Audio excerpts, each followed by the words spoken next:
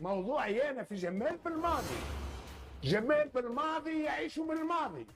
جمال بالماضي يعيشوا على الأسماء، يلعب في الأسماء، ما يلعبش الكفاءات. الماضي لا ينتقي التشكيلة السليمة ويكتب بالاسماء ولا يستحق بمن يكون اساسي. بالطبع، وهذا بالنسبه لي انا نستحشمه. علاش نستحشم منه جمال بالماضي ولا رياض محرز ولا محمد صالح؟